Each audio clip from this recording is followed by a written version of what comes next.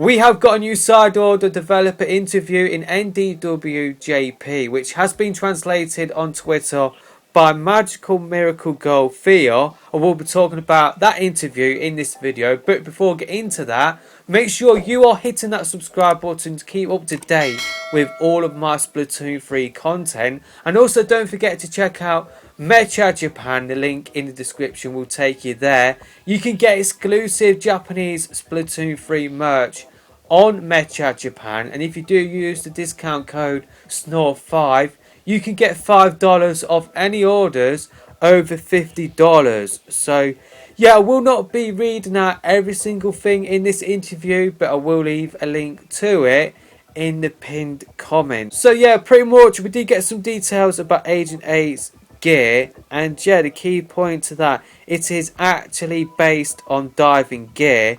The metal fittings on the back, unique shoes and tight fitting suits are inspired by diving gear, as 8 fights fish enemies and dives into a cyber world and the internet. They were then asked how they came up with the exclusive Pearl plush headgear, and yeah, pretty much one of the developers said that many players were wearing a teddy band, which you can get in the story mode. If you do beat the final boss, you can get the teddy band. And yeah, with the school uniforms, pretty much what people were doing with that and the teddy band, they were making an outfit like you would see at a theme park. I took a hint from that and made the Pearl drone into a stuffed toy based on the plush headbands that are common in theme parks. So yeah, that is cool how we did learn about that. Does Dramatic Days in Orderland come from Marina's personal taste in names? And yeah, apparently it shows her love of manga. Apparently the Japanese name for that sounds more like a manga than the English translation of Dramatic Days in Orderland. But yeah, we learned that Marina, she likes manga. Now that Off the Hook has finished their world tour, how do you see their future? It seems that Off the Hook is becoming more and more interested in going above and beyond in jam sessions with the two of them, and they're wondering things like if they could do something big and if they've got the money and know-how to do it. Now this has led to speculation about whether we will see the fruits of that within a spin-off, or within a Splatoon 4. Maybe we will get to see that sort of thing in a future game. Or maybe if there is going to be a content extension for the third game, maybe that is what they could base it off. The chances are though, we probably will not see that sort of thing in the third game. It will be for a future game. We got some more details about Act and why she does wear red goggles to hide their eyes. And yeah, their goggles come from the kind that Octoling soldiers wear, but since their face looks too cute without them, they wear goggles to make themselves look cool. So yeah, that is a nice cool little detail there. So yeah, in the side order DLC, after you did beat the side order DLC with every single palette, we did get some images of Act in the Octoling training school, and yeah, we did get some more details that I can't remember if it was in the side order DLC or not. But yeah, Act would often skip lectures and training and break the dress code, which caused the instructors to have a hard time with them. Although they may be called a delinquent, they weren't aggressive or anything like that, just apathetic. However, they were probably feared by those around them because of rumours about them that had no basis in reality. Who exactly is Cypher and why are they collecting pearls is the next question. The pearls contain data about the world of Order and are used for hacking by Marina. Cypher's goal is to learn the truth about the world of Order and is doing that by collecting pearls. What is the meaning of the silver ring worn by the residents of the City of Order? The residents of the City of Order are the nodes of the program that make up the virtual world in the form of living creatures.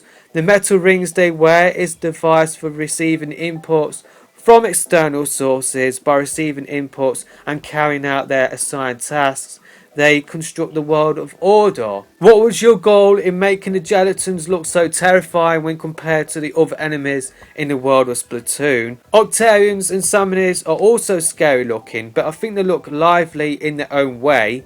Compared to them, we aim to create a design that people instinctively know is an enemy. We were conscious of making them give off the feeling of death. as opposed to that liveliness of previous enemies, along with the feeling that they're a different species that seems to be unable to communicate. We apply these concepts into the creation of the gelatin's design. Is there a design motive for every gelatin? The gelatins created by Order use aquatic creatures as motives, and the parts are basically arranged according to the skeletons of the original creatures. For example, the Adante has eyes and fins based on the sea bream skeleton. However, the Lento has a large skull which would not be present in the skeleton of an Asian sheep's head race, or ras, might have pronounced that wrong. It's a little different from what the creature actually looks like, as it was created by the imitations of Order, who is only a newborn. In Splatoon 2, there is a poster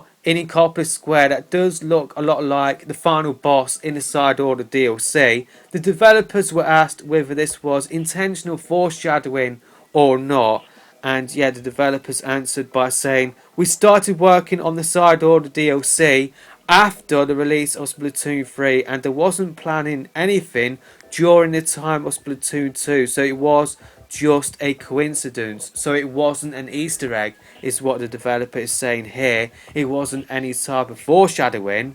The giant octopus trope appears in many myths and disaster films, so I think it is very appealing as a final boss, and I'm glad we were able to depict it well, is how the developer did conclude that answer. How did you choose which type of weapons appear in the Side Order DLC as Order weapons? And yes, some weapons were chosen as being representative of that weapons class, while others were chosen for having a look that suits the world of Order.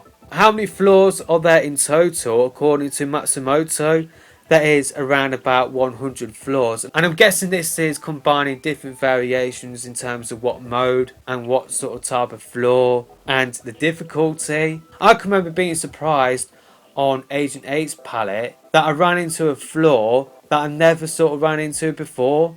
I'm sort of tempted to go in there and see if I can get all of those 100 floors and, see all of that sort of stuff. Is there any more floors that I didn't miss out on during my time with the Side Order DLC? And yet, sort of related to that, how many different conversations are there between Agent 8 and the others in the elevator? There are conversations that happen only once or at certain times, but we have prepared about 100 patterns, including more detailed ones.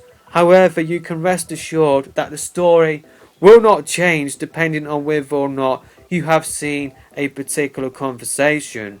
There may be conversations where you can learn details about each character's personalities and backgrounds that might make you view them a little bit differently, so we hope you will enjoy these changes when you repeatedly challenge the Spire of Order.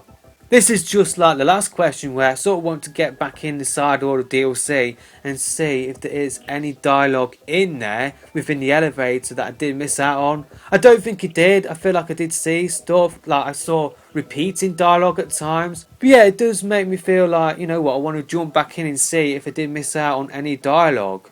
We got some interesting lore about the Paolo Cannon Side Order boss. So yeah, the developers were asked, each Paolo Cannon has its own unique pose, but do they have any kind of individuality or ego? One of the developers said that they believe that each Paolo Cannon has their own sort of individuality and ego. There are two types of Paolo Cannon: the mask type, which is a copy of Agent 4, and the helmet type, which is a copy of that copy. Just as the repeated copying of a printed material can change it from the original, each of these may have been copied repeatedly, resulting in the creation of their own individuality. But let me know your thoughts in the comment section below.